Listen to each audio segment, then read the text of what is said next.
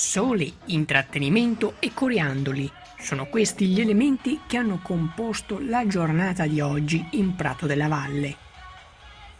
Circa 70.000 persone sono giunte in centro per ammirare i 10 carri in gara per aggiudicarsi la gallina padovana d'oro.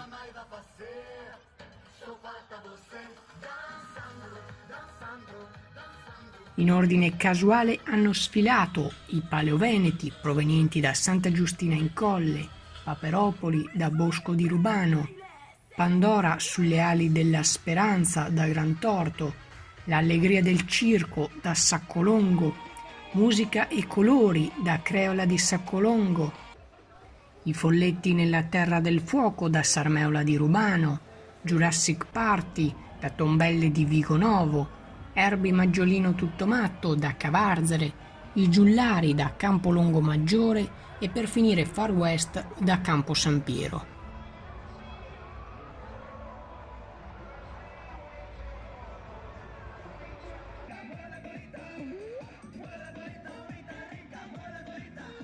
Ad aggiudicarsi il premio per il miglior carro allegorico Pandora sulle ali della Speranza, mentre la miglior coreografia è stata eseguita dai Folletti nella Terra del Fuoco.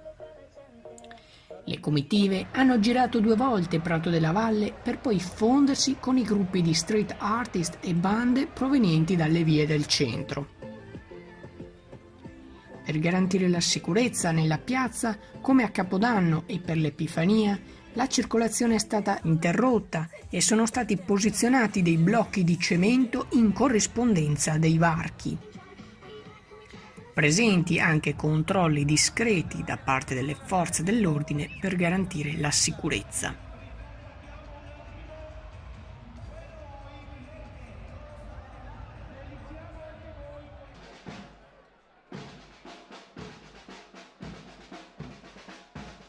Replica della manifestazione su Premium 1 giovedì alle 16, mentre una sintesi lunga vi aspetterà dallo stesso giorno sul nostro account di YouTube. Swisher Channel News, Padova.